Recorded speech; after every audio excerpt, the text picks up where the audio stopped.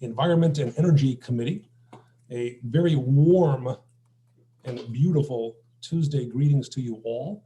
I hope everyone has survived and endured the snow that arrived last night, and of course the anticipated cold that's still with us. But we are delighted you are with us today. We still have some folks joining us. So in the spirit of beginning as best we can on time and being, of course, respectful of your time, we're going to go ahead and kick off today's program. Many communities, as we all know, hold events to celebrate Earth Day, to celebrate sustainability, to celebrate Arbor Day. And these events usually draw people together to learn, to have fun, planting, community cleanup, or you name it. And obviously the pandemic has changed all that. Last year, the 50th anniversary of Earth Day, April 22nd, occurred while we were still adjusting to the limitations of gatherings and dramatic shift in priorities. This year, with the pandemic still raging, we have the opportunity to adjust our plans yet again. Today, we will learn from a panel of speakers that have experience with socially distant and digital citizen engagement and sustainability. We will ask for your ideas about citizen engagement in these socially distant times for the second part of the meeting. With your help, the Metropolitan Mayor's Caucus will assemble a toolkit of resources to help municipalities offer safe and engaging Earth Day type events this spring. With that, folks, I want to turn it over to my colleague and friend, Cynthia Segura, who's going to provide you with some brief housekeeping issues regarding today's presentations. Good morning, everyone. I'm sure a lot of you guys already know the drill, but today's meeting is going to be recorded and is available upon request. And then also to better acquaint ourselves with each other, since we can't really do introductions, if everyone could please change their name on Zoom to reflect their name and then their municipality or organization, that would be great. To change your name on Zoom, you would go to the participants tab at the bottom of the screen, in which a panel to the right should pop up. You would go to your name, and under more, there should be a rename option. So again, if we could rename ourselves to reflect our name and then our municipality or organization, that would be wonderful. Thank you so much. Thank you, Cynthia. Ladies and gentlemen, our panelists have experience hosting unique and successful events that kept citizens not only interested and engaged in 2020, but also committed to doing even more in the years ahead.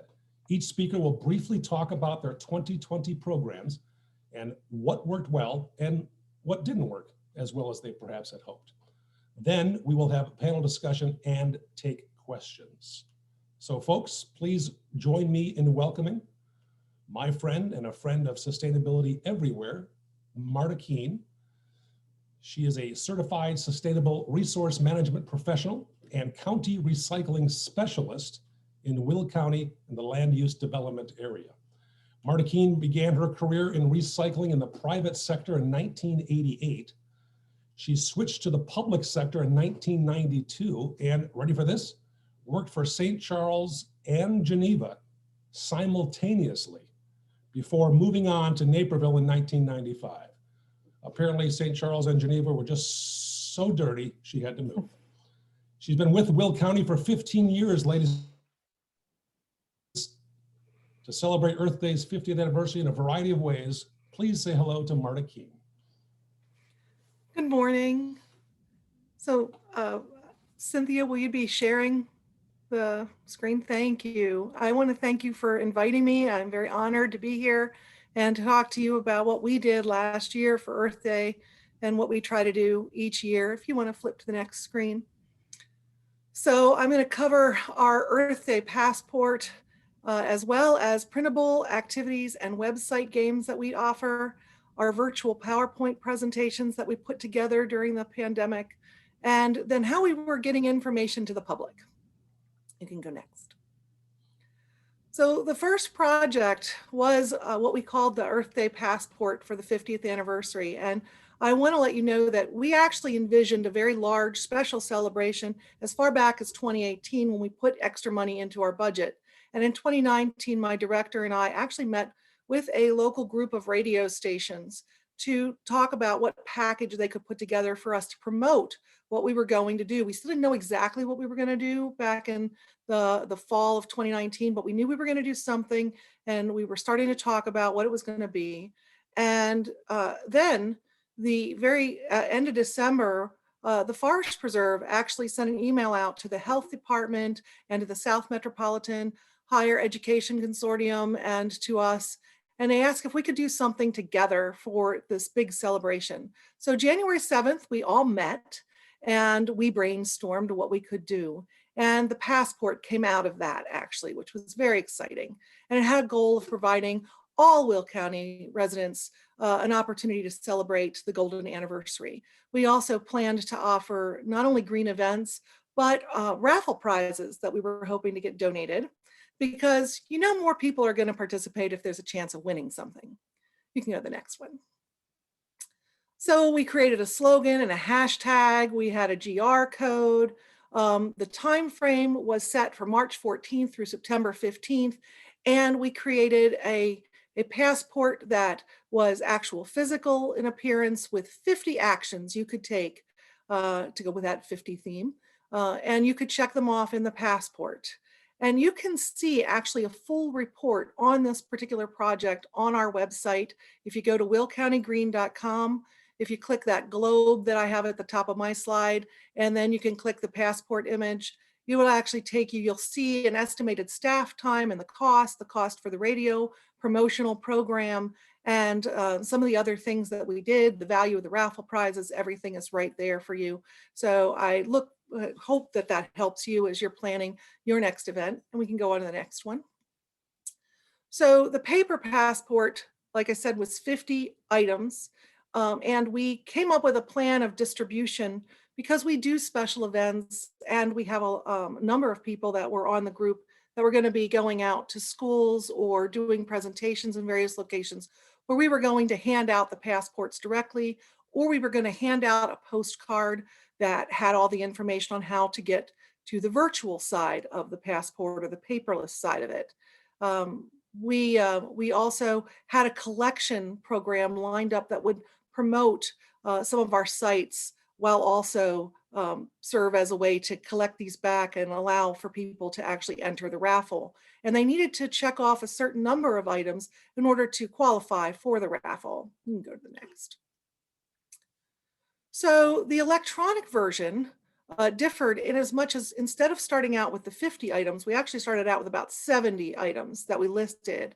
And this was being done by the third party radio station group called Alpha Media. And they really put together a special website dedicated to this. And they had a way for people to log in privately and create their own account and keep track of the activities that they did. Some of these activities were something you could do as simple as turning off the water when you brushed your teeth, or visiting one of our sites, and even geolocating yourself. We had a number of those activities in there, or participating in events. So we started out, like I said, with 70. However, once the lockdown occurred and we had to cancel a lot of these in-person events, we decided to add more activities people could do at home. And so we ended up, by the time this was done, which I think our last edits to it were in June, we had 123 separate activities listed for people to actually participate in, and encouraging them to do a variety of different things to show how much they liked the earth and how they wanted to care for it. So it was very exciting.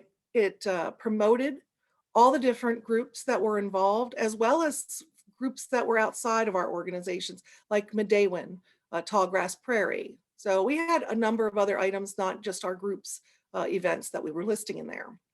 We did radio ads, we did social media, we did an insert in the newspaper, which originally was not part of the plan, but we decided to do this as something to show people ways that they could start composting in their backyard, and ways they could reduce their food scraps, as well as participating in this program. So that was an insert we did in all of our different papers. And then we have a monthly electronic newsletter that goes out to about 5,000 folks who are registered for it each month. And we, of course, were promoting the passport in that. The self-reporting idea, you just kind of have to wrap your mind around the idea that some people are going to be very honest and some people are going to want to just get in the raffle. And so what we found was, while we left all of the events that were canceled still listed on the electronic version, we would delete those when we were adding up people's points, because you did have people who would just click on all kinds of things. And it even said it was canceled, but we decided as a group not to remove it because we knew that a lot of the events we were listing were events we have every year. So whether they were walks in the forest preserve or they were our Recycle Palooza, even though they were canceled this year, that we wanted people to know they existed and look for them in the future years. So that was why we made that decision to just write that it was canceled. And then just so you're aware, the most popular items that were reported to us were reusable straws, which was great because the year prior, we had spent a lot of time promoting reducing single-use plastic. So that was great that people were catching on to that. And then working from home, as you can imagine, popped up really high, since a lot of folks were actually working from home, whether they had ever done that before or not. And paperless billing and donating items, which was challenging considering the fact that most thrift stores were closed during the lockdown. You can go to the next.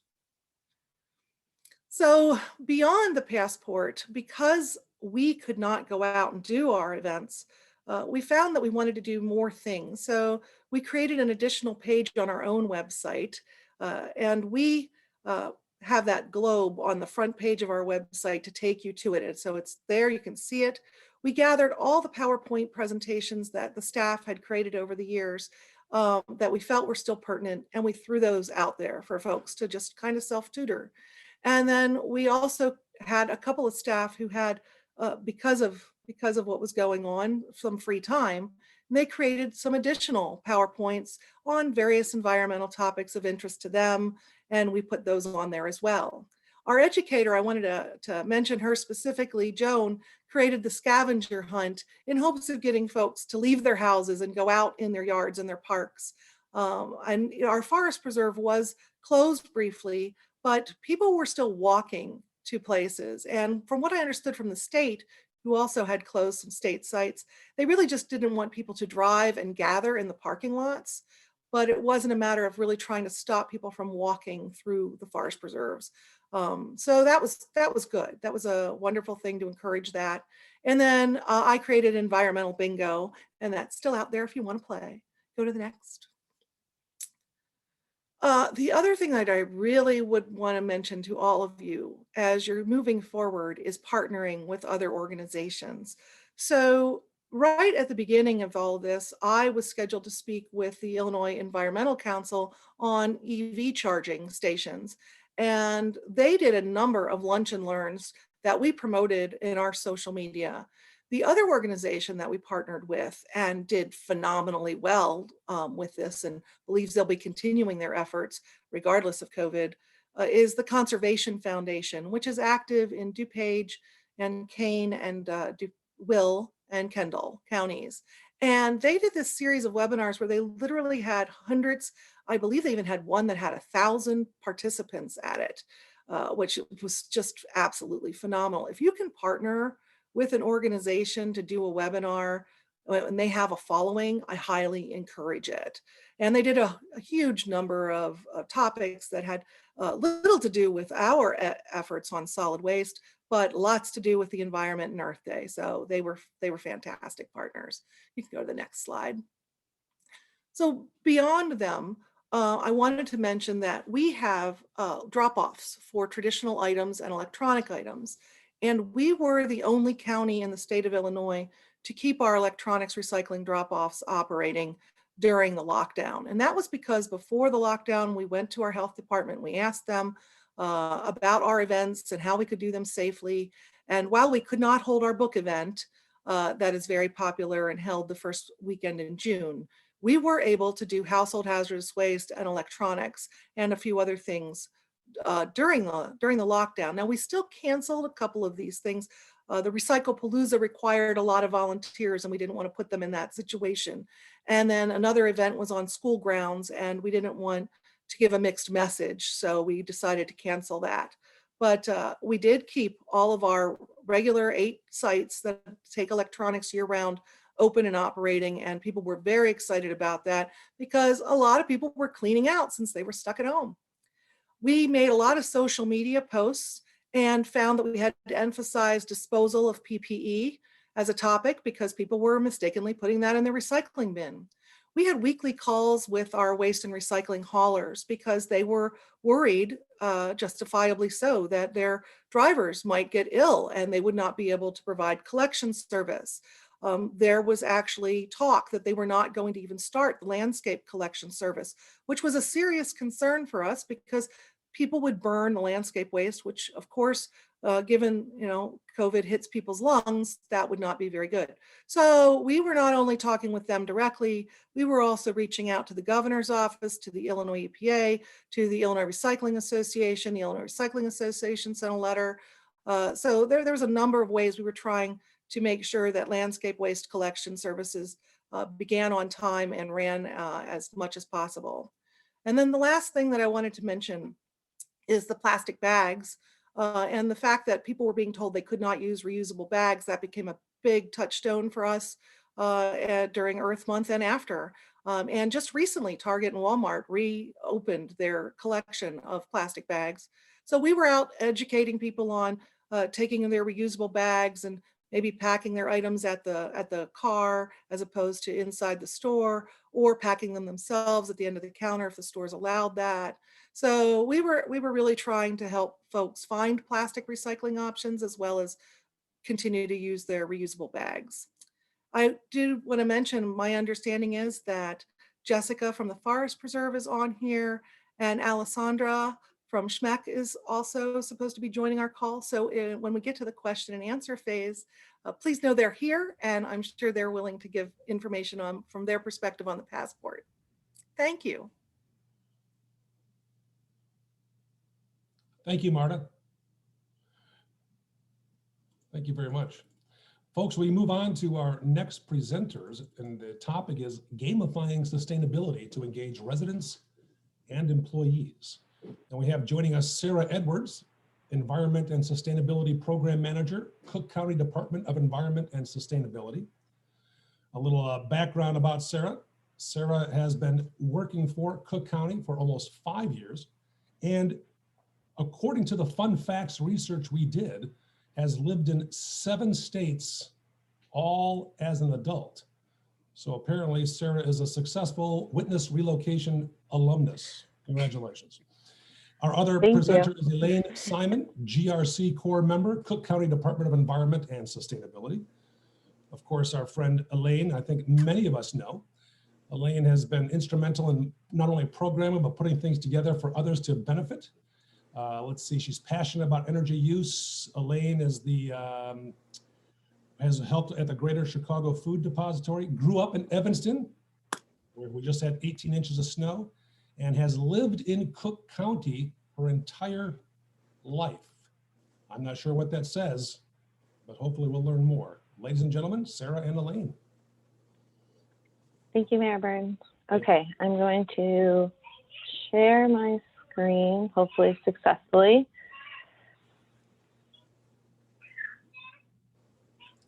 Okay.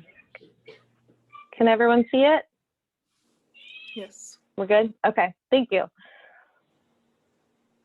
So, very quickly, we're going to talk about what we've been doing to do virtual sustainability engagement. Like we've talked about gamifying this opportunity. As Marta mentioned, as we've all done, we had to pivot, right? So last year for Earth Month, our plan was actually to roll out our Conserve Cook County Pledge, which would focus on ways that residents can be reducing their energy use and their waste in their homes and in their lives, and then having them take a pledge related to that and giving them a reusable item related to that. Obviously could not do any of that. And so we had to do a quick pivot in the middle of the month. And our previous Greenest Region Corps member and I decided that we wanted to try Earth Month bingo. And so that's what we went for. The pivot involved the fact that because COVID was happening and because Cook County was so involved in the response to that, we could only really get the word out through our personal, like our department's channels versus the county's channels as a whole, which we knew that going into that, but that was the reality, and obviously COVID was the priority. And so we put together these bingo charts that focused on actions that people could be doing at home since we were all sheltering in place, or, you know, in your neighborhood, like Marta had mentioned, right, going to your trees, going to your backyard, those types of things, but things that you could be doing yourself that didn't involve going out. And we did them themed on, first, just a general impact at home, then reducing your energy at home. I think we had a water, a transportation, which is mostly focused on research, and waste. And so we put those out through our Twitter accounts, and like I said, it came together very quickly. And so what we were trying to do is have people participate. If they participated at all and they tagged us, they send us a message or a photo, then we would enter them into a raffle to win a smart power strip. However, we didn't have any uptake in people participating, but we did have our largest month by far on engagements in social media. People were really responsive to the resources we were providing them. It was phenomenal. Like, it was really, really positive. And we weren't necessarily expecting a ton of people to participate just because of the fact that we don't have a huge following on Twitter. I think we have around 1,600 followers. And because we weren't able to put it out through newsletters or things of that nature, because at that point, nothing else from the county was going out unless it was related to COVID. So not surprised, a little disappointed, but not surprised. But in addition to the bingo cards, we were giving people a ton of resources. So it wasn't just, here's the bingo card, but it was, here's the bingo card, and then this is how you can actually accomplish those things. And then we compiled all that information at the end and put it all in a blog post, which we can share in the chat here, and we can share with MMC, because it has all the information of all the research that we've done on how people can be doing these things at home. And then we can talk, I think, in the panel discussion about what we would do differently and what we're going to be doing for this year as well. But that's what we did for Earth Month. In the months following that, we worked on webinars focused on energy use for residents that we partnered with our county commissioners to try and get the word out about those, especially since so many people were at home using more energy, having a higher energy burden. We really wanted to focus on ways people can be reducing their energy use, and we partnered with Cub, who I think we'll be talking later, and are a phenomenal partner. And we had one in Spanish as well, which we were really excited about. And so we focused on that aspect of things, partnering with our specific commissioners. From there, we also work on employees. So we do employee behavior change work in the county. The county has 22,000 employees, so it's a large pool to work with. But we work in the offices under the president, which has around 3,000 employees or so, and those are the ones that we can directly engage with easier. But prior to COVID, we were doing in-person events and in-person campaigns focused on getting employees to recognize that we use energy at work, and if we reduce our energy at work, then we are working on reducing our emissions, and we are working on our clean energy goals, and we're reducing the money that's spent, our taxpayer money that's spent on energy bills. And so we had big campaigns related to that, related to getting people to turn off their computer monitors when they leave for work.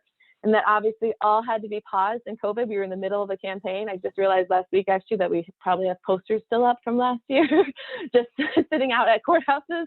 It just had to stop. And so then what we did from there was try and pivot again, right? How can we work with employees virtually, which prior to COVID, Cook County wasn't necessarily super great at the virtual things, but people have really come on board. And so we've been able to do a few webinars for employees.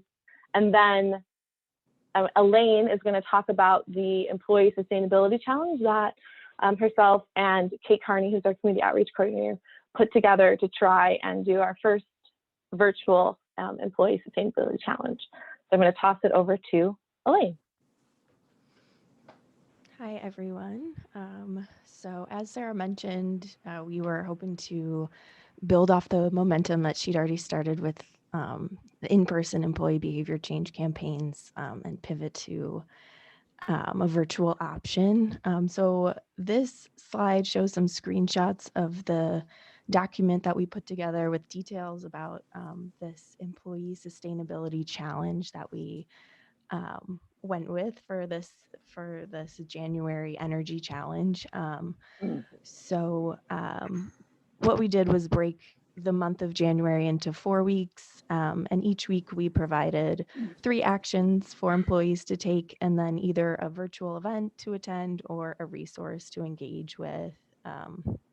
So we kept it really simple, the actions, just in the hopes that that would increase participation. So you can see the actions for week 1 here on this slide. And we actually made one of the actions to take the Conserve Cook County pledge, which we were hoping would sort of extend the reach of this challenge beyond just this month, because it, asks for a little bit of a longer term commitment. Next slide, please. And then these are just the next week, so weeks 2, 3, and 4 of this challenge. So yeah, again, we just provided simple actions and a little bit of background information on why those actions were important. And then the 2 events that we had during the first week was a webinar with our Cook County Energy Manager. And he talked about, internal efforts to improve energy efficiency within county buildings, which employees actually ended up finding very interesting from different departments who didn't know necessarily all the work that was being done. And then Elevate Energy was also part of that webinar, and they were just providing tips and tricks for reducing energy use and utility costs. And we used that event as a kickoff for the challenge as well. And we ended up getting a good chunk of our challenge participation from people who had attended this initial kickoff webinar. And then the second event was a Citizens Utility Board utility bill clinic, where employees could get one-on-one reviews of their utility bills if they signed up for a slot. So yeah, as several people have mentioned, partnerships are definitely helpful to us. Next slide. And then to promote the challenge, this time we were able to use the Cook County email rather than just our department list of contacts. So that did mean that we had to go through more approvals, but it was helpful in expanding our reach beyond the people who specifically are on our list. So we just sent out sort of an email introducing the challenge, and then a series of emails throughout the month with reminders that the challenge was still happening. Next slide. And this is just another example of an email that we sent specifically highlighting the utility bill clinic.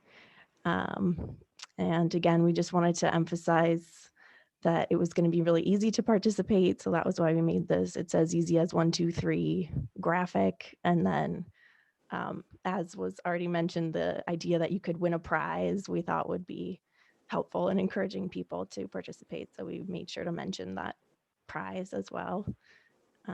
Next slide. And then lastly, tracking participation, we just asked employees to self-report what they had done at the end of each week using a Microsoft form. So we just said, did you or did you not complete this action? And then if you wanted to provide some details just for fun about how the experience was. And then, yeah, at the end, we asked if people wanted to continue to receive information from us about the work our department is doing, and we added them to our, or I believe we are adding them to our email list to receive newsletters from us moving forward. So next slide. This is just a quick snapshot of what our responses looked like, and I will leave it there. Thank you. Thank you, Elaine, and thank you, Sarah. thank you. Our next speaker, Sharing. ladies and There you go. Oops, forgive me. I beg your pardon. We're all good. Our next topic, folks, Earth Week in Naperville, pivoting to socially distant and digital. Our speaker is Lynette Houle, volunteer manager at the Naperville Park District. Lynette has worked at the Naperville Park District for almost 10 years. And, which I found particularly interesting, she's a California hippie at heart, ladies and gentlemen. While living in California, she would pick up bottles and cans with her 3 young children, which began her lifelong passion for the environment. Please welcome Lynette Houle. Thank you. Thank you for having me. As the, I've been the volunteer manager for almost 10 years. I've been with the Park District almost 20. Holy moly, is that right? Yeah, Well, who knew? I blame your executive director for the bad information. It's okay. He's right about the hippie part. A wannabe tree hugger. As the manager for the Naperville Park District, I've seen the way that volunteers can help keep parks beautiful. The idea of Earth Week Naperville came about in a way that expanded this work to include the whole community, collaborating with other government agencies and organizations. Much like many other people said, it's imperative that you do that. The organizations to educate and to involve people to care for our environment. The first Earth Week Naperville began on Saturday, April 22nd, 2017, which was actually Earth Day, and extended to the following Saturday, which was Arbor Day, with the idea that some activities would continue beyond that and in the entire spring, summer, and fall. The idea of the Park District, our main goal was to engage volunteers in litter picking and tree planting and to promote a variety of educational events and activities that are with our community partners. Earth Week Naperville has become an annual event involving more than 10 community partners, engaging hundreds of volunteers and projects and educational events. Last year, we did an Earth Day fair, educational presentations there at the fair. Some highlights of the past Earth Weeks included a presentation on climate change by Tom Skilling from WGN, planting a fruit tree guild at our local garden plot, and involving Earth Day fair attendees in building trellis for their home gardens out of locally sourced willow branches. So we had volunteers go out and get the willow branches, and then we use them there. How we adapted last year, that was a challenge for all of us. When Earth Week 2020 approached, the state was still in the stay-at-home order, and the Earth Week committee had to cancel or postpone our plans for the Earth Day fair and all other in-person group activities. However, the parks were still open, so I jumped on that, and we began a popular demonstration to residents to get outdoors. As you said, walking was okay. It was just not gathering in large groups and parking lot things. So we jumped on that and gave people an opportunity to go out and walk their parks and do litter picking. And if they signed up for it, I dropped off at their house a bag of bags, gloves, and a volunteer t-shirt, and with a map of the park so that they would see the actual boundaries of the park that they would litter pick. They would report back to us by hashtags, email, different ways to show us what they'd done. It worked out really well, and the households and the people that participated were really glad that they did. Litter picking in a park went along with the volunteers and other individuals.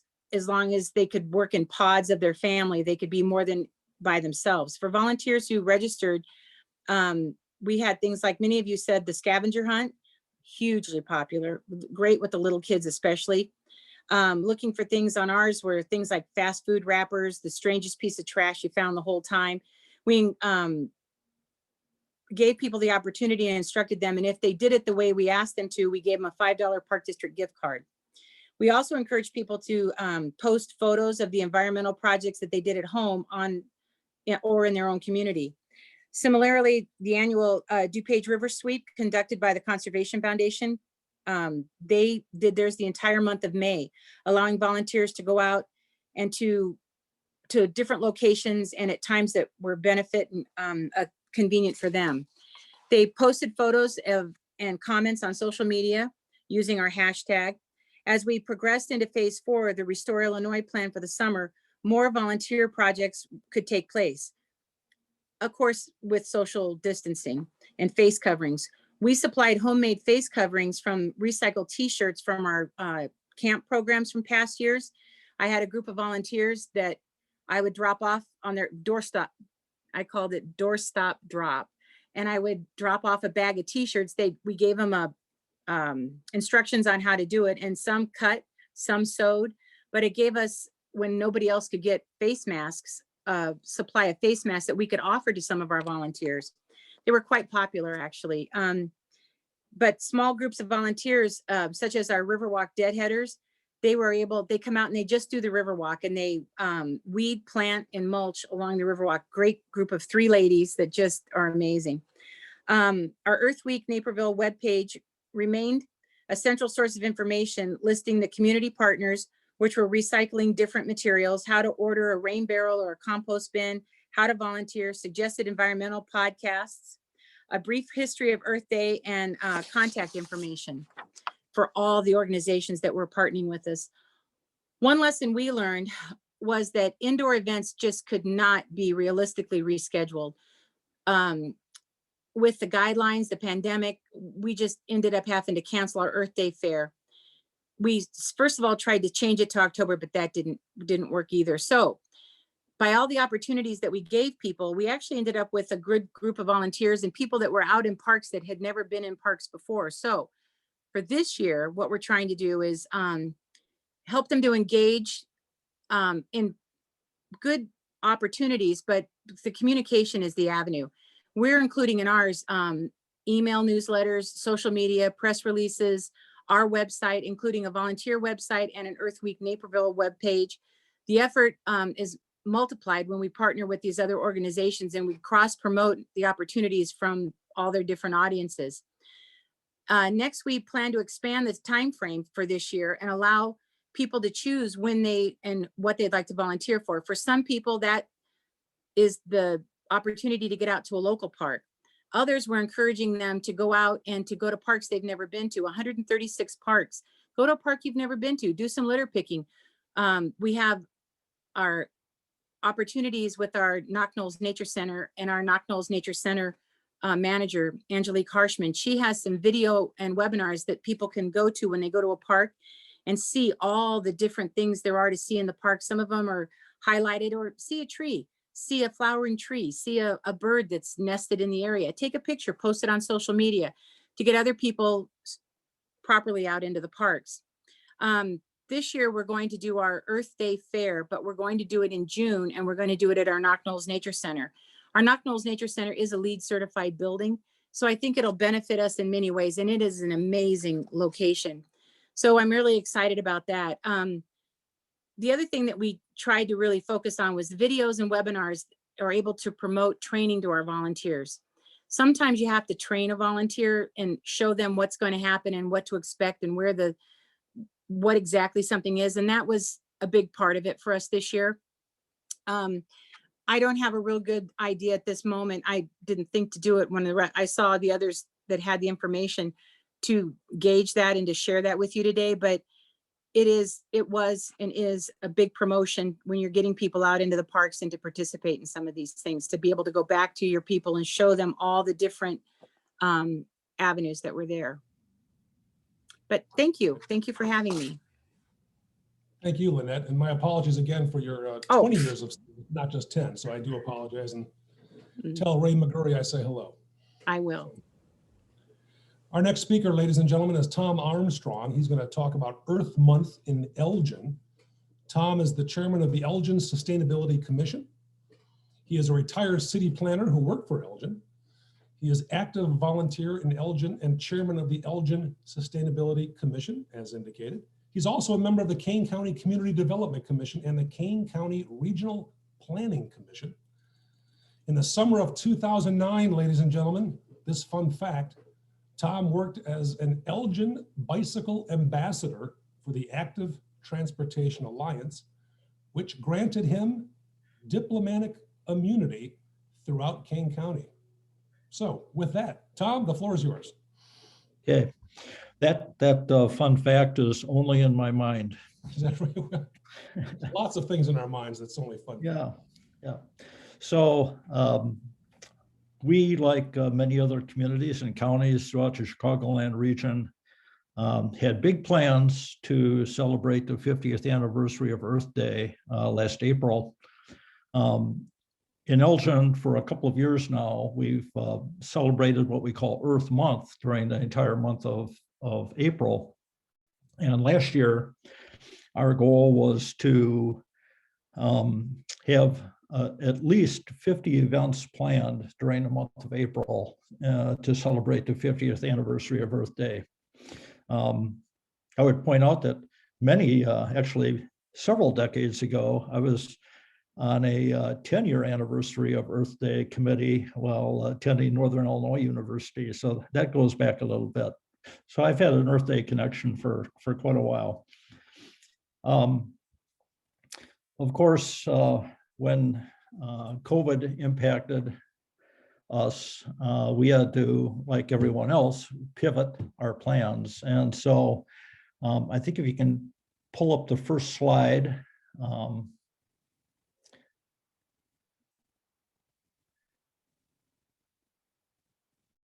Can you see that? Or is it easier to share one at a time? No, that's fine.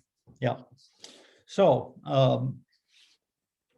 we had over 50 events planned during the month of April. The vast majority of them had to be canceled. A few were postponed and rescheduled to later dates. But we had to make a quick transition and kind of pivot on our plans for the month. So what we came up with was a way for people to participate in Earth Month virtually. And so we came up with the schedule of daily events during the month. So Mondays were dedicated to Earth-themed music. Tuesdays were a limited podcast that were broadcast, actually produced by Franklin Ramirez, who is the Elgin Township superintendent. Wednesdays was devoted to waste management. We call it Waste Wednesdays. Thursdays, we partnered with the Gilboard Library District for our Storytelling Thursdays. Fridays, we posted up an eco quiz that people could take. Saturdays was a book club, and the book we chose is a book called We Rise. And this young man was a featured speaker in 2019 for our Earth Month celebration. We had about 1,000 people fill the Hemmons Auditorium here in Elgin to listen to Mr. Martinez talk about his experience and the writing of a book that he authored called We Rise. And then Saturday or Sundays was an eco-themed movie that people could view online. So on April 1st, we put up this post: coronavirus is no match for planet Earth. It might be April 1st, but we're not fooling around. And when we tell you that Elgin Earth Month starts today and has gone virtual, that was kind of the kickoff. Every day there were posts on our Earth Month Facebook page, which actually you can still go to and kind of drill in more detail to the events that we did do during the month. We had a couple of keynote speakers that were lined up for an eco fair that was going to take place on April 4th at the Elgin Center, and of course had to be canceled. One of the speakers was brought in. We partnered with the Northern Kane County Wild Ones to bring Doug Tallamy in to talk about his new book at the time, Nature's Best Hope. That of course had to be canceled, and but that event was rescheduled to a date last fall, and he presented his thoughts in his book, Nature's Best Hope, through a virtual presentation last fall that I believe was attended by well over 700 individuals. So it was a very successful event that took place later in the year. Another featured speaker that we had lined up to come to Elgin on April 4th was Charles Marone. He's the author of Strong Towns, a Bottom-Up Revolution to Rebuild American Prosperity. And unfortunately, that event had to be canceled. But I will say that, you know, with all of the hurdles that COVID presented to us, I feel like Earth Month 2020 was a pretty successful month. We partnered, like I said, with Gilbourne Public Library. We partnered with the City of Elgin, Sherman Hospital,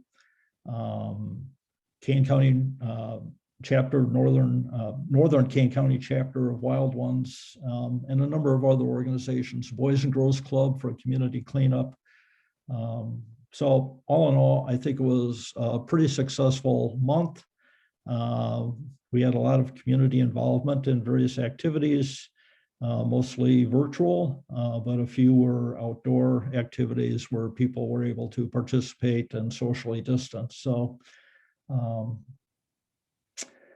I guess my advice would be, like has been mentioned before, partner up, find your community partners.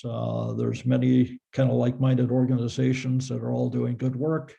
And it's a great way to engage the community and involve more people in your activities. So that's it.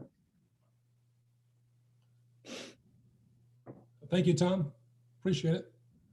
Our next speaker, ladies and gentlemen, is our friend Aaron Wilrett from the United City of Yorkville. Aaron will be talking about the National Mayor's Challenge for Water Conservation.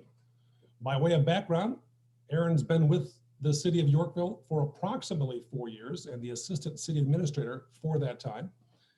Her local government career includes work at the Village of Elburn, the Kane County and Kendall County Council of Mayors, and the Kane County Division of Transportation. And perhaps most impressive, and I want to brag on this as well, is that Aaron is a graduate of the illustrious, difficult to get into and even harder to leave, Augustana College, which of course is my alma mater, as you can see by the A behind me.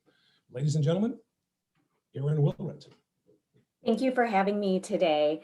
As everybody has said, we were meant to pivot this year as well with everybody during Earth Month. And this will be the 4th year in 2021 at the City of Yorkville. We hopped on to a Mayor's Challenge through the Weiland Foundation. The Weiland Foundation is set up through a group in California. It's based on Weiland, who is an artist who started doing blue walls, murals of whales and dolphins and other sea life to bring recognition to the ocean and water as a resource. So this is essentially a already put together toolkit. I know those in local government can appreciate something that's already been put together for us.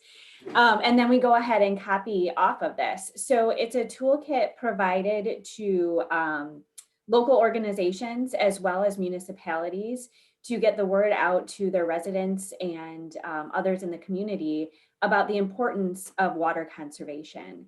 So it's usually in April during Earth Month, and it focuses highly on social media and other ways of getting the public aware of how to save water. In 2020, they pivoted and canceled the effort in April altogether, but then they pivoted into August. So we did the Mayor's Conservation Challenge last August and was highly successful. In the 3 years that we've done it, we've been in the top 10 of our population category. Only one time in 2019 were we in the top 20. So that is just a huge feat for a municipality our size to be able to do this. If you want to flip to the next slide, it is a simple program We do a resolution of support every year for this at our city council level. And then really staff pushes this out to the community. So we do it through all of our social media levels. And most of what you see is already put together for you. The GIFs are there, JPEGs are there, facts are there. And what it is, it's a portal that citizens can log onto and take a pledge. Really just saying, I am going to make the earth a better place. I will conserve water. I will think about the choices I make. And it helps you do that. It's about a 20-question survey. It's very easy and takes less than 5 minutes. In years past, we have reached out to the community directly and go into classrooms. We all know a lot of the persuasion is through our kids.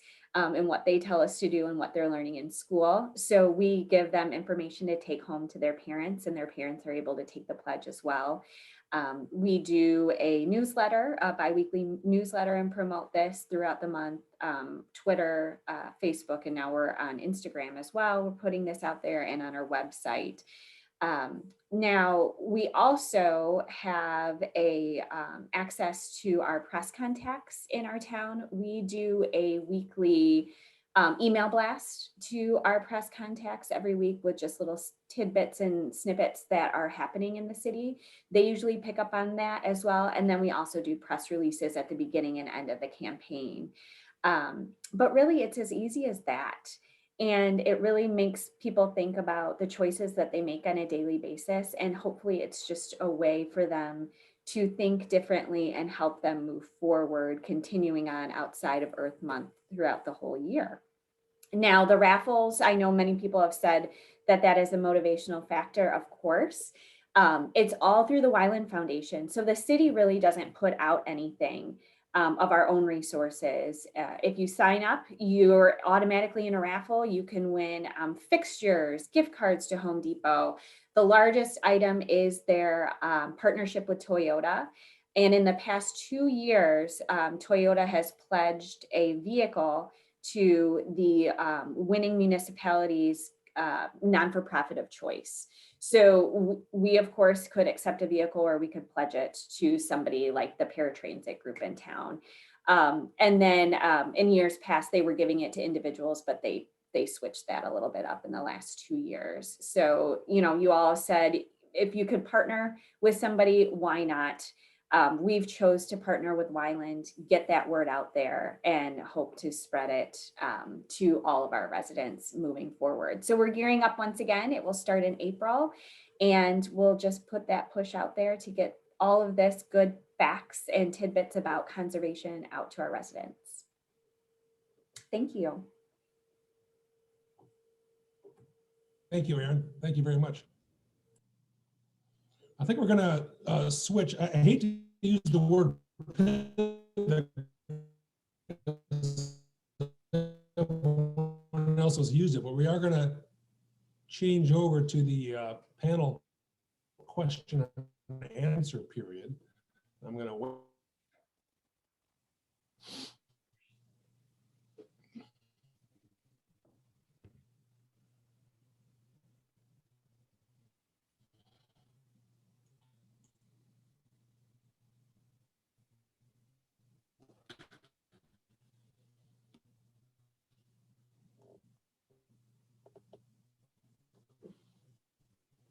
Cheryl, are you able to set up the panel spotlight? Yes, I'll get that set up. We're waiting for Mayor Burns to unfreeze.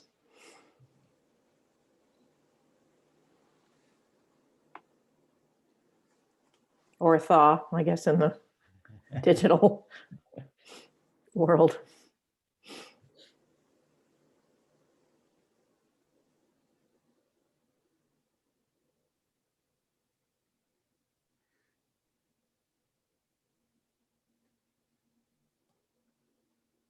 Sorry about that, folks. I think my computer crashed. I apologize very much. We've got all the panelists assembled. I've got a couple questions that we thought might help guide everyone's commentary. A lot of you touched on this question too, about what you learned about being remote and socially distant and civic engaged or civically engaged that will perhaps help you with respect to this year's events, or perhaps what you could share with other communities. I'm in a similar industry as all of you are in my private life, and going remote is oftentimes very difficult. You wonder about the numbers who participate, you wonder about the sincerity of the engagement, you wonder about how to measure. What's your one takeaway that perhaps you did not share with all of us this morning that you want to share with us now? Should we be overly nervous about going remote, or should we keep perhaps a blended remote and live component moving forward? Whoever wants to jump in, feel free. I agree with you, Mayor Burns. I think that the keeping it a well-balanced mix between the opportunity for remoteness and for those that want to be physically engaged, on a site, it was tremendous. It was something I didn't expect at all. I felt like the environmental benefit of being able to offer a lot of our programs in a virtual way was excellent. People who might not be able to actually ever get to one of our programs on their own were able to benefit. And then there's just the idea of you go out and you do a presentation to a library, you get 20 people. You go out and do a webinar, you get 150. So it seemed like, now I don't know if people will get a little too used to and that'll go down. But at least for now, I think a blend is a great way to go forward. Anyone else chime in? My gut tells me the blended format's going to be with us forever and a day. I agree. Much like the schools, our schools in Yorkville are doing a combination of hybrid and remote. Right. I think we did lose that touch, that physicalness with the kids in our community this year. But hearing from others, I think there's great ideas that we could do safely in the future. I feel that the blended mode is actually going to increase participation and people speaking out, because a lot of times when you're in a room full of people, individuals are afraid to speak. But I think when you go remote, people feel more comfortable because a lot of them are in their homes, and they'll actually speak out on issues that they usually would not say much about. Yeah, I agree with that. I think that we have seen more participation in certain types of events by hosting virtual events, but I agree that I think people feel more empowered to speak out. The challenge is when everybody's not muted and you have 30 people trying to speak at once, trying to decipher through all that noise, the content. I think a real benefit is being able to record these presentations as well in the webinars. I think that's a huge resource. Like Marta had said, people might not be able to, you might reach people that could never attend, and that goes beyond that, right? Like families that can't go to things at a certain time, then you can watch that resource later. It can be on people's websites. It's something that lives there forever, and something that can be with partners, with libraries and things of that. So I think that's a huge benefit that has been a perk of all this virtual learning. We also learn how to block people out, make people register ahead of time, so you'll get the crazy stuff coming across your meetings. You mean crazier than this morning's panel discussion? Let me ask another question, and this is just off the top of my head. The success of the virtual component is, I think, self-explanatory. Is there something that we, or perhaps you as experts in this field, are thinking about in 2021 to enhance that experience virtually, such as, God forbid, we develop some sort of podcasting, some sort of TikToking, some sort of live streaming, so that it's more than just forwarding information to those tuning in, but it's actually a entertainment and educational, or as we all call it, edutainment type program? Or is that too complicated and we shouldn't even try it? For the Wyland program, they have already put together that information. So you can log on to their toolkit and provide that. We do Facebook Lives a lot throughout our park system, where we have a member of our park staff. We don't have a park district, so we have a member of our park staff go out and give tours of the parks. And we always let everybody know that we are not sanitizing the equipment. Make sure you wash your hands, use gloves, but every time you're there, you know, pick up a bag and fill it up with whatever you can find it. But we've started to use some of those things this year, especially, and we found that people have really hopped on, and we don't see us ever going back to the way it used to be with just newsletters and website. Have you found, Erin, that there's now online personalities specifically to sustainability? Yes. Okay. Yes, absolutely.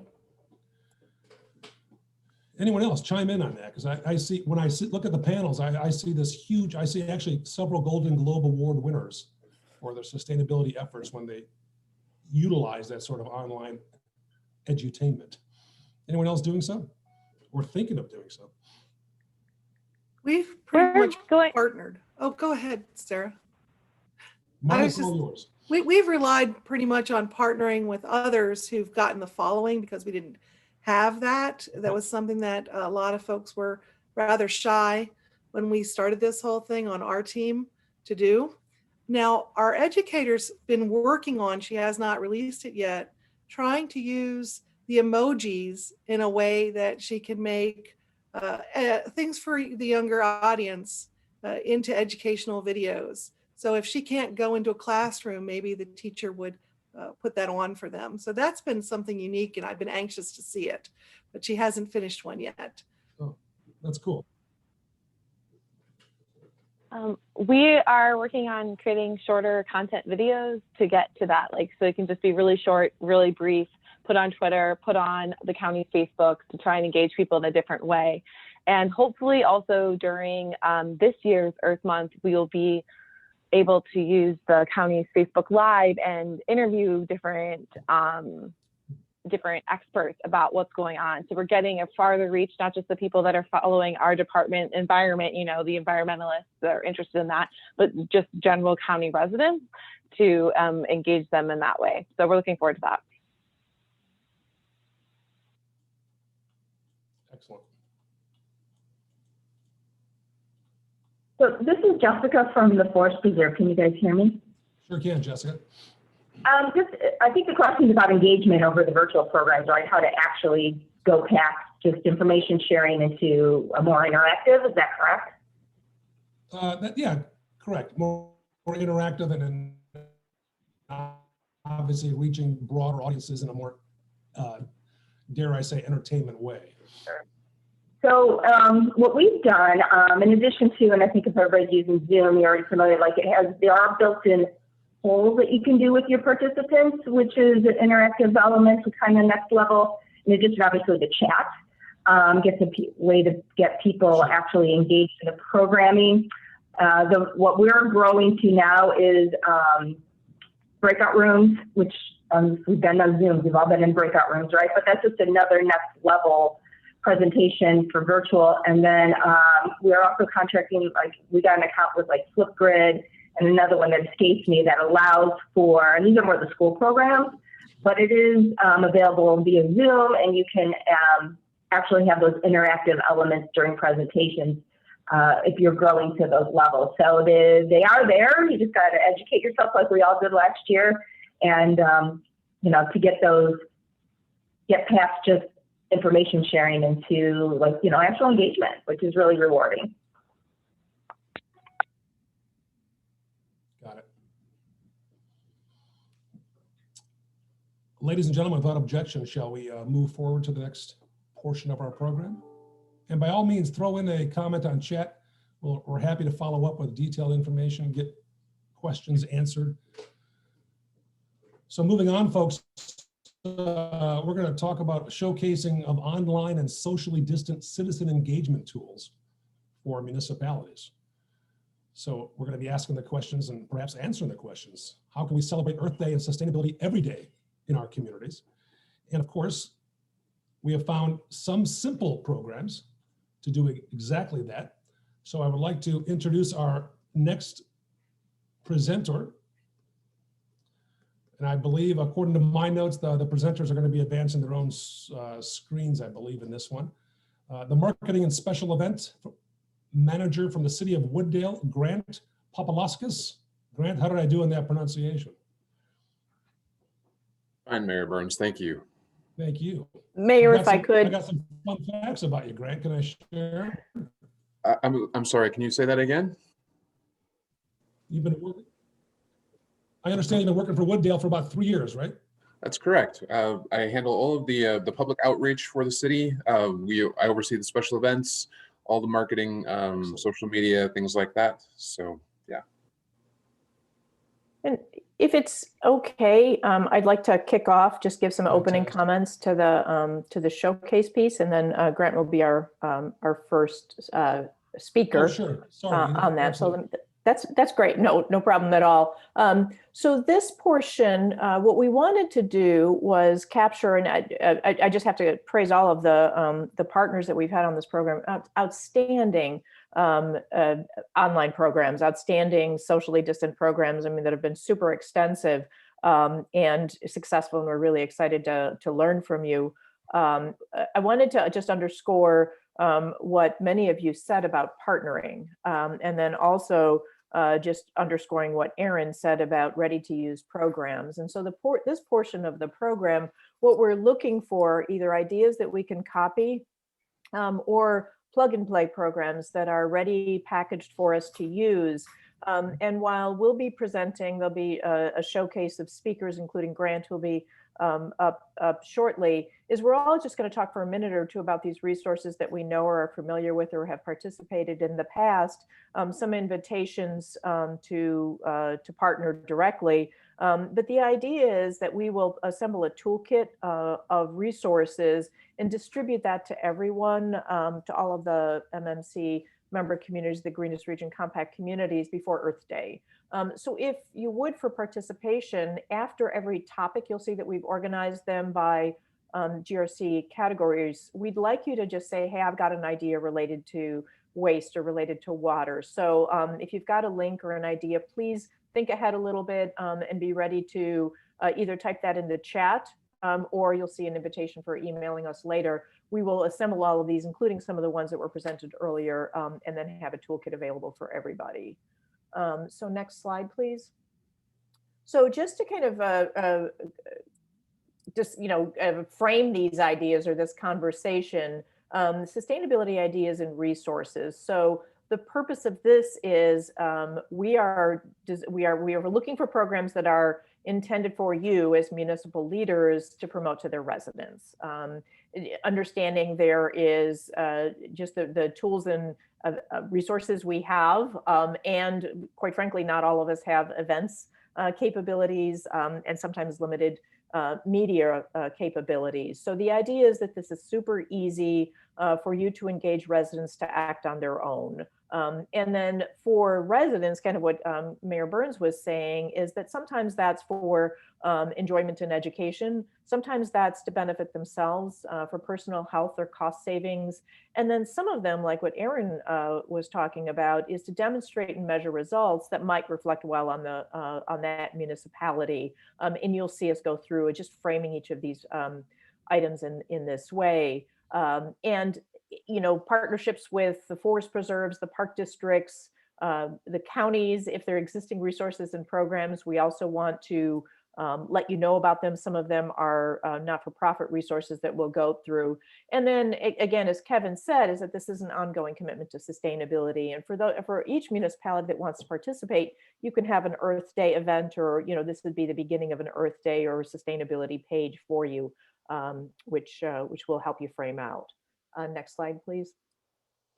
So the first item to promote, this actually appears in our soon to come out climate action plan as well. This is an unbelievably easy resource and an important resource.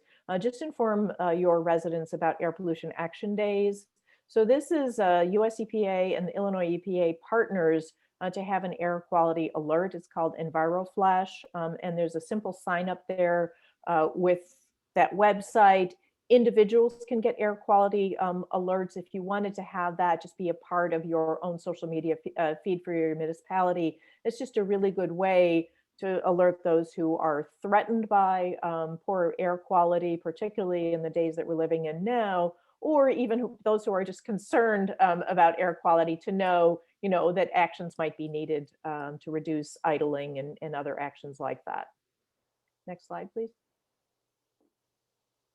And this is for Grant and Cheryl. Yeah, shall I go ahead? Yes, Grant, all yours, I believe. All right, so the Woodendale Dollars program. Over the course of the pandemic, the Woodendale City Council created several ways to kind of benefit the community and help them out during these uncertain times financially. They waived various fees. They gave away free vehicle stickers for last year. They waived occupancy fees and liquor license fees and things like that for our businesses. But utilizing some of the CARE Act's money, what we wanted to do, what the council wanted to do, was create a way that directly benefits both households and businesses. So we came up with the Woodendale Dollars program, which every household in town received 4 of these $10 coupons that could be spent at local businesses, utilized toward their water bill payment, or if they wanted to, they could also donate it to the local food pantry. So we started out by sending out a mailing to all of the restaurants and bars in town, and we kind of explained the program to them, and we wanted to kind of tell them how we thought it would work, give them some guidelines. And then what we did is we followed up with each of them to find out which ones wanted to participate and which ones did not. In the meantime, we created this mailer, which was sent out to all the households. We have about 5,000 households in Woodendale, around 14,000 residents. So everyone got this mailer. It was just sent out by mailing route, very simple. It was just like a card stock piece that they all got. And then they could go ahead and go out and spend it. Senior citizens received a list of the businesses that were participating. Everyone else was able to go onto our website and find out all the businesses that were in. And it's just been very well received. The businesses are very happy. The residents are very happy, and it was just kind of a win-win for everybody. And we've had several people that called us up and said that they wanted to donate it to the food pantry as well, which is a really nice thing to see, especially in times like this.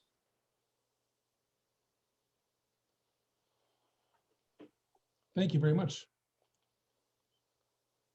Grant, I don't know if you're aware of this or not, but our very own colleague and friend, Cheryl, who's on the call with us, she's a Woodendale resident. Indeed, I think she mentioned that to me. That's terrific. So hopefully you put your Woodendale dollars to good use, Cheryl. Well, in fact, it's interesting to note that she's actually now, according to my records, has actually spent nearly $6,000 on Woodendale dollars. So it's pretty impressive. Is that right, Cheryl? Well, I didn't get any extra coupons, but if you want to. Our next speaker, ladies and gentlemen, from the Citizens Utility Board. She's going to talk about lead service liaison. Amy, I believe is it Gendusa or Gendusa? Forgive me, Amy. Hi there, Mayor Burns. Amy My name is Gendusa English.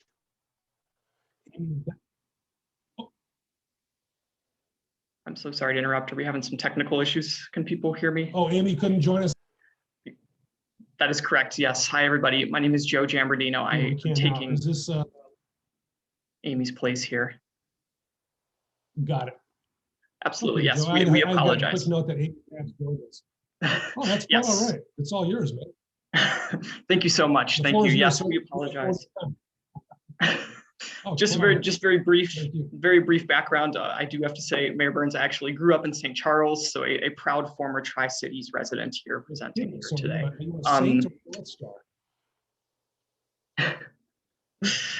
So yes, unfortunately, Amy couldn't be with us. She had some technical issues, some internet problems here today, but I'll keep it as brief and succinct as I can. My name is Joe Giambardino. I'm the outreach coordinator at Citizens Utility Board, and actually you can see my email address on the bottom of the slide there. But yeah, so Citizens Utility Board is a nonprofit consumer advocacy group.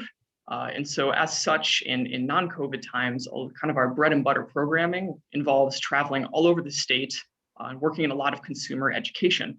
Obviously, we've had to pivot that and move it all online. And it's still very much a work in progress, But what we are most excited about is really our principal program, which is a virtual utility bill clinic. And so again, normally under non-COVID circumstances, we would be traveling all over the state, partnering with public institutions as well as other nonprofits to sit down and really provide a one-on-one consultation of people's utility bills. We've been able, fortunately, to somewhat transition that to a virtual format. And we're here today to really kind of offer that service to everyone who's here on the call. And so why, as you can see on the slide, it's really designed to help residents save money, as well as learn how to read their utility bills and to really understand what's going on with all of the various charges and learn about the variety of programs available from all of these various investor-owned utilities. And so the way it works, very briefly, is we would partner with the municipality or the government organization. We work via Eventbrite, and so registrations would be done directly through Cubs Eventbrite, and then consumers would receive very much a one-on-one consultation via Zoom, or if it's phone call, whatever works best for consumers. Again, just to counsel them on their individual utility bills and give them that very practical information. And so as you can see there on the house section, again, my apologies, I didn't design these slides either, so I'm kind of all over the place here.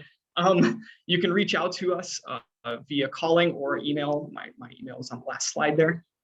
We also offer nice promotional flyers though, so let's get ahead, sorry, I'm bouncing back and forth. These are just a couple of examples of our promotional flyers that we design in-house.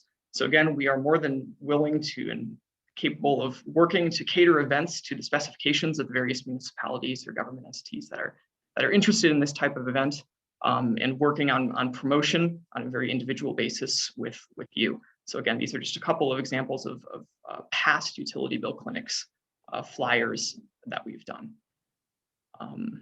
And yeah, I think I'll go ahead and cut it off there. I apologize to everyone. This was a very last minute switch, and I was not quite prepared to present here. But obviously during the Q&A. Joe, it's all good. No need to apologize at all. But we do need some information about you, Joe. So you grew up in St. Charles. I did, correct. Right? Yes. And so you go to St. Charles East or North? I actually went to Wheaton St. Francis. Oh, so well, then that's muted a a little bit. question, isn't it? And where did you go off to college, man? I was in Minnesota, so I went to McAllister College in St. Oh yeah, Minnesota. no, exactly. How long have you been with Cub? About 10 months, so I'm still relatively new, and I actually had the unique experience of being onboarded and working entirely virtually. Oh, no kidding. Yeah, I've visited our offices twice so far in the entire 10 months I've been with the organization. So, well, we're delighted that you're with us, and you did a great job. So thank you very much. Thank you so much. I appreciate it. Next And time, again, happy to answer Charles, questions. let me know in advance for security reasons. That'd be helpful.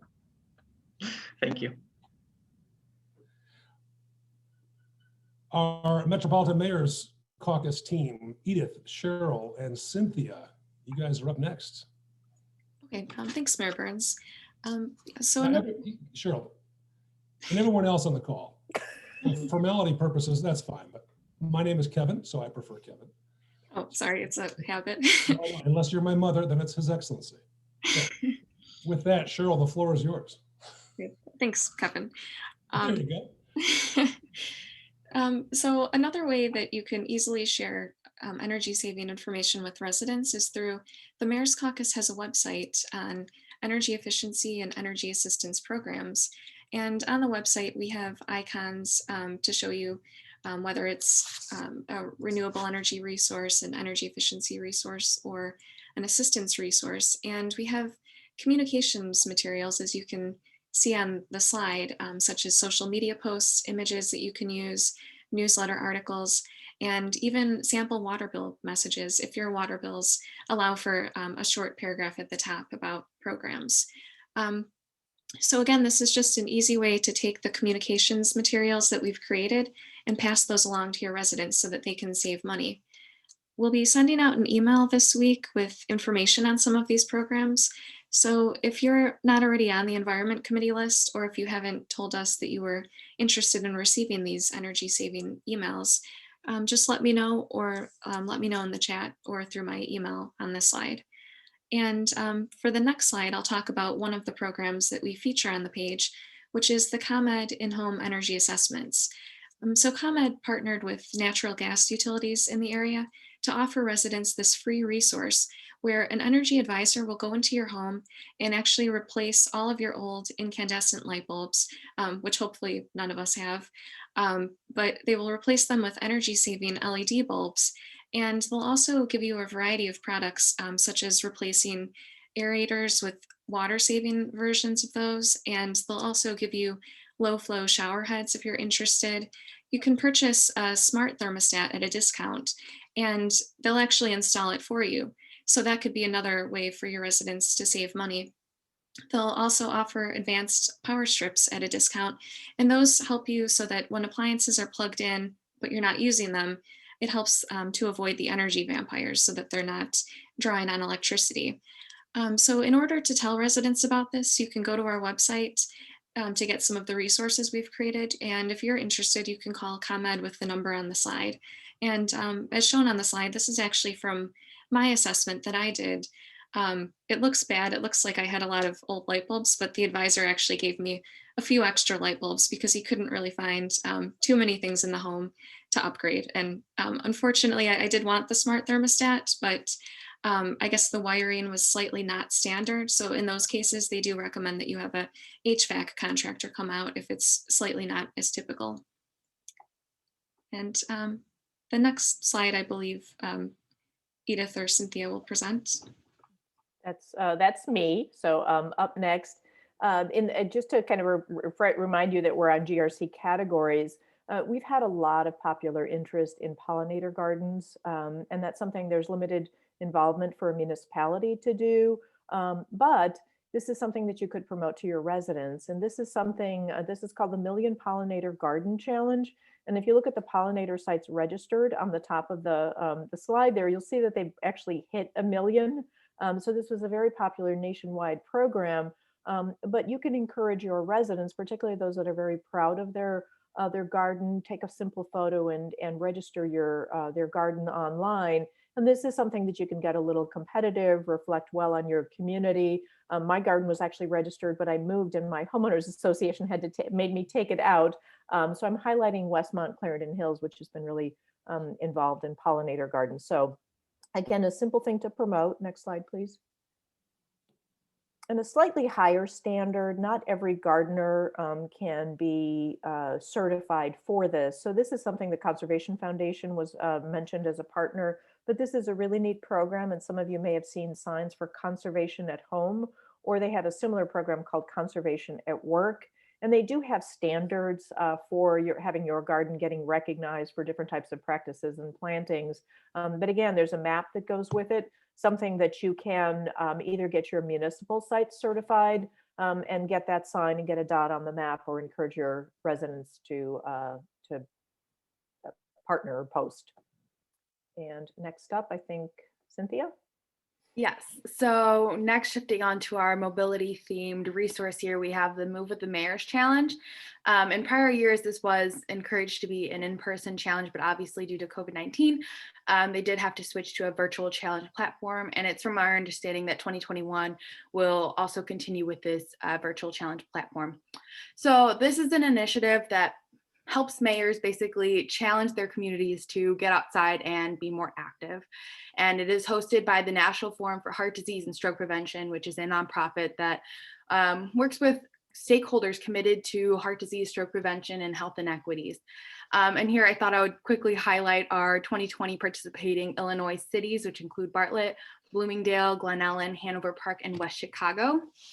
I do have to say that this program is not inherently an Earth Day program, but it can be, I guess, announced in the spirit of Earth Day, as well as in the spirit of the challenge's mission, which is to get outside and be more active.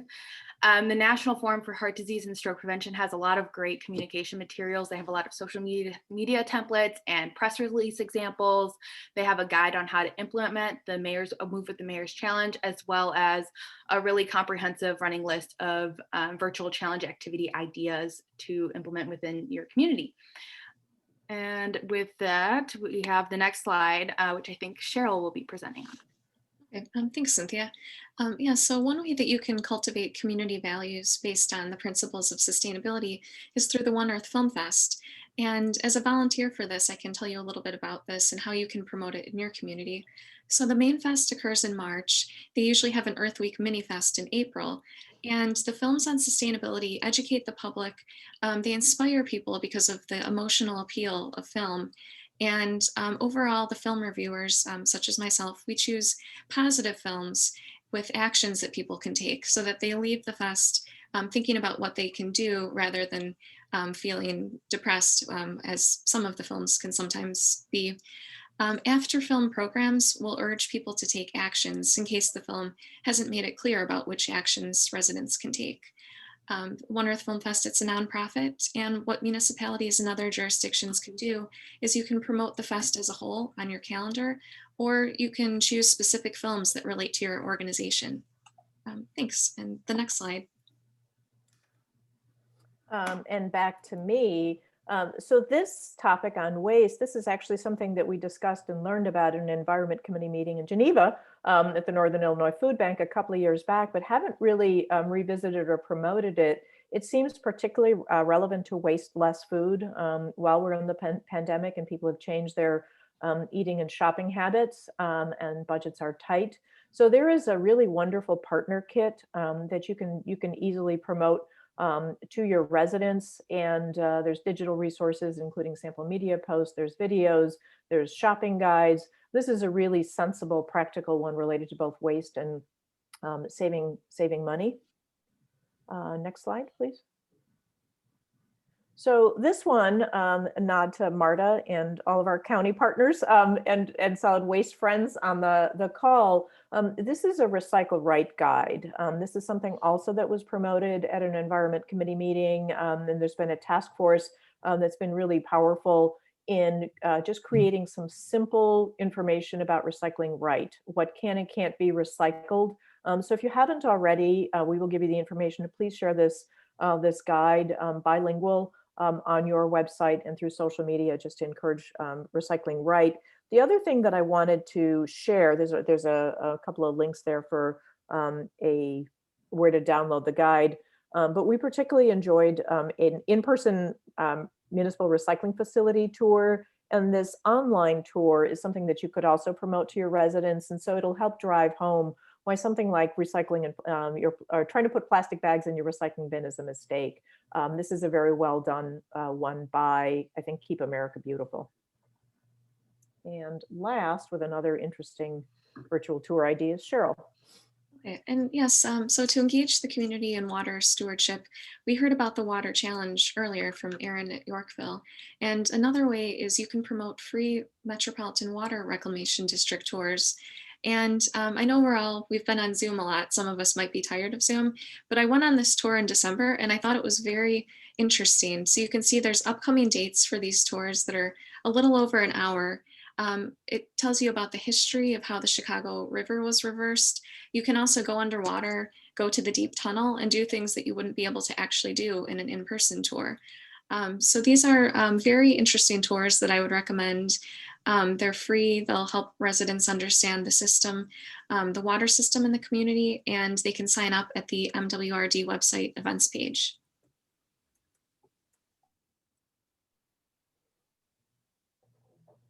Excellent.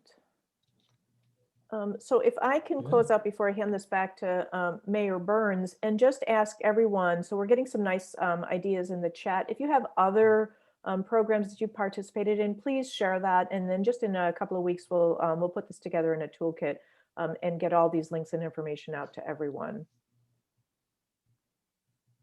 Mayor Burns? And I think that is the most important statement, Edith, that following this discussion with everyone's input, we will be providing a toolkit that we will share with everyone as well. So it's my hope, and hopefully others will echo, that these 90 minutes we've spent together this morning have been certainly informative, hopefully helpful, and perhaps even inspiring. So I'm grateful to all of you for participating, particularly our speakers, for everyone, as always, putting up with the technical snafus that we tend to experience, but your participation and continued passion is what we care about most. So thank you very much. And if there's anything else left to say, Edith, I'll defer to you, Cheryl, or Cynthia regarding the chat. Otherwise, Any questions for the panel that hasn't been asked yet? yeah, anything at all.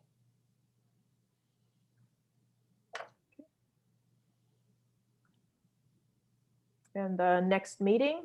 Next meeting is March 16th, which is the day after the Ides of March, of course. So we're going to be talking about building energy efficiency and building standards. And that's a big issue for a number of reasons, which I know we'll delve into on that day. So I'm looking forward to that topic and that discussion very, very much. If there's nothing else, ladies and gentlemen, happy Tuesday, and anyone wishing to volunteer to help shovel snow at my house, you can reach me on my cell phone. It's published. I look forward to your texts. So have a good day, everyone. Be safe, stay warm, and thanks for everything you do. Thank you. We can keep the chat open for a minute. There's some good ideas coming in, so please stay on and chat a little bit. Okay.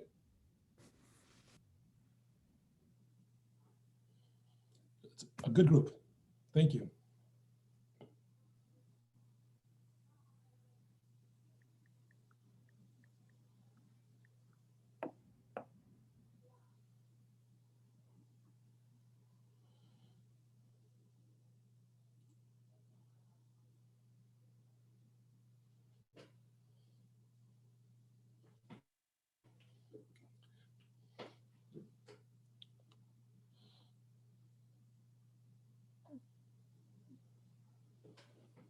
A rap and poetry competition for the school kids. Did you see that, Edith? I did see that one. Yeah, that's pretty cool. That's really creative. Citizen science, that's a great suggestion. Thanks, Elaine. A sustainability award. Love it, Dave.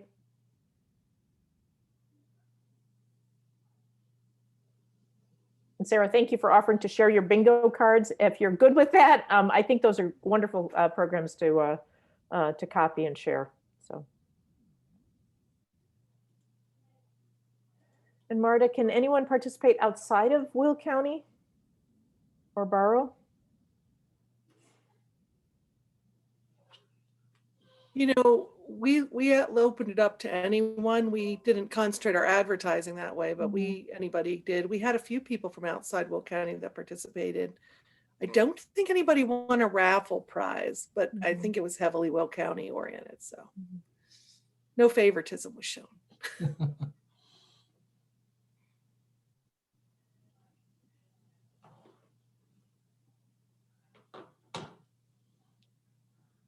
Tom, your question on climate action, we've got a lot going on. So you're just getting to know us, but we have a regional climate action plan and some strong leadership there. I'll share a link with you. Anything in those who are still on the line, is there anything that we didn't think of in the showcase that you'd like us to work more on, that you're hearing from your residents that you feel would be helpful? We focused on kind of cost savings, good health.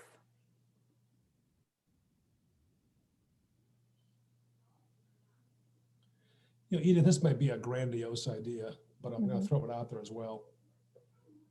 By all means, everyone else chip in, but what about some sort of maybe a chapter or a section of our toolkit that talks about appropriate advocacy at the local and state level? I like that idea. It's a great idea. I mean, because there's other mayors on the call, and obviously I think we all tend to hear from those who are passionate about the idea, but how do we effectively advocate other than just, what the heck are you doing? Talk a little We get those more. calls all the time. Sure. I think that's actually a great topic for this group. So talk a little bit more about what that might look like. I don't know, but I'll put something together for you, because while elected and appointed officials, and certainly staff, professional staff, are lobbied all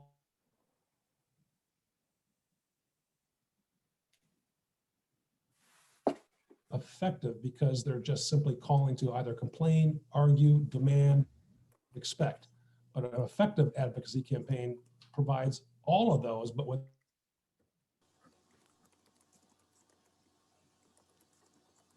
do that when you're an unsophisticated or perhaps not, or intentionally unorganized group. Who knows?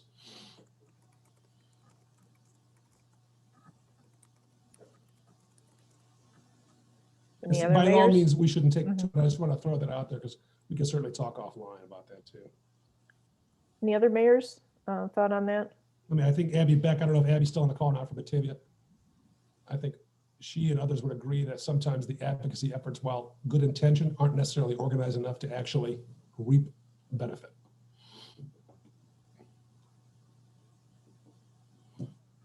Now I will shut up and go back to my off-camera appearance. I just want to call out Dave Wilms. Yeah, I know that you've, as a former educator, you're really close to schools. Is there online way to engage with environmental clubs at schools?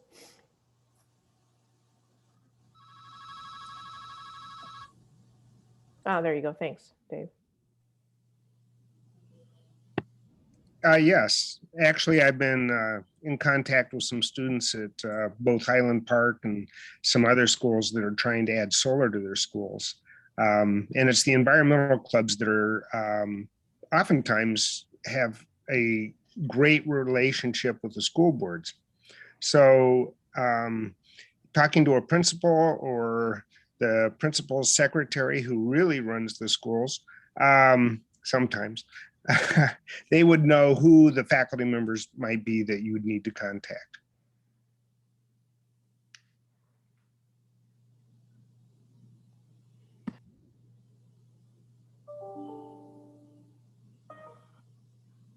Thanks, Dave.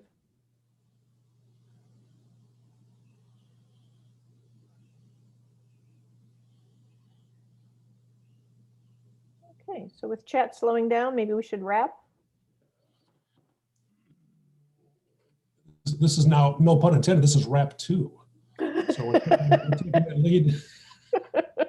People don't want to go home. We've got a little bit more now, more coming in. So This is KB from the Big G saying thank you all for participating. Have a great Tuesday. Be safe out there. And if you need to get a hold of me, my cell phone number is published online. Reach me anytime at all. I'm happy to be at your service. So thank you everyone for participating. Have a great day.